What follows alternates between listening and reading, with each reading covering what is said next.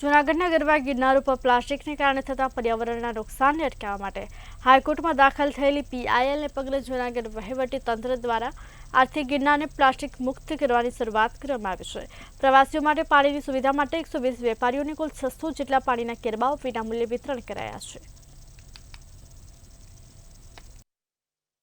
જી ચોક્કસ કે જે રીતે ગિરનાર પર ગંદકીના મુદ્દે હાઈકોર્ટમાં પીઆઈએલ થઈ છે અને અનેકવાર હાઈકોર્ટે વહીવટી તંત્રને છે તે સૂચનાઓ આપી હતી અને આખરી તક જે જિલ્લા કલેક્ટરને આપવામાં આવી છે, જેને લઈને જૂનાગઢના વહીવટી તંત્રમાં છેલ્લા ઘણા દિવસથી દોડધામ મચી હતી અને ગિરનાર પર પ્લાસ્ટિક કેમ અટકાવવું જેને લઈને ચર્ચા વિચારણા કરવામાં આવી હતી। જ્યારે બેઠકો બાદ હવે આજે વહેલી સવારે જિલ્લા કલેક્ટર, વહીવટી તંત્ર અને વન વિભાગ દ્વારા છે તે પ્લાસ્ટિક ગિરનાર પર જતું અટકાવવાની કામગીરી શરૂ કરવામાં આવી છે।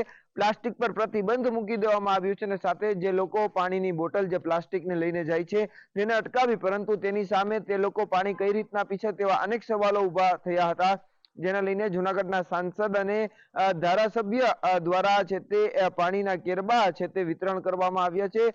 કાર્યક્રમની અંદર 120 જેટલા ગિરનારના જે વેપારીઓ છે, સીડી પર જે ધંધો રોજગાર ચલાવે છે તેવા 120 જેટલા વેપારીઓને કુલ 600 પાણીના કેરબા એટલે કે વેપારી દીઠ 5 કેરબાઓ છે તે આપવામાં આવ્યા છે।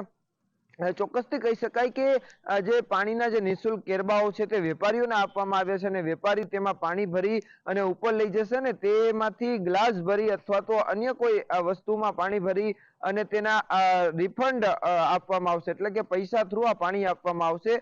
તો બીજી તરફ જે રીતે પાણીની પ્લાસ્ટિકની બોટલો હોય છે તે ગિરનારની સીડી પરથી અટકાવવાની કામગીરી છે તે આજથી શરૂ થઈ ગઈ છે। આજથી પ્લાસ્ટિક પર તમામ પ્રકારનું જે પ્લાસ્ટિકની ચીજ વસ્તુ છે તેના ઉપર પ્રતિબંધ લગાવી દેવામાં આવ્યો છે। હવે જોવું રહ્યું કે લોકો આ નિયમ પાલન કરે છે, ખરેખર ગિરનાર પર પ્લાસ્ટિક જતું અટકાય છે કે ફરી એને એ જ સ્થિતિ ઊભી રહેશે, આ તમામ સવાલો છે। પરંતુ હાલ તો વહીવટી તંત્રએ એક નવતર પ્રયોગ શરૂ કર્યો છે અને પાણીના જે કેરબાઓ છે તેનું વિતરણ કરવામાં આવ્યું હતું। વન વિભાગના અધિકારીઓ, વહીવટી તંત્રના અધિકારીઓ, મહાનગરપાલિકાના અધિકારીઓ તમામ લોકો છે તે આમાં જોડાયા હતા અને વેપારીઓને છે તે સૂચનાઓ આપવામાં આવી હતી। બીજી તરફ વેપારીઓ પણ આ સમગ્ર મામલે સહમત થયા છે અને ગિરનારને ગંદકીમાંથી દૂર કરવા માટે આ જે પ્રયાસ છે તેને આવકાર્યો છે।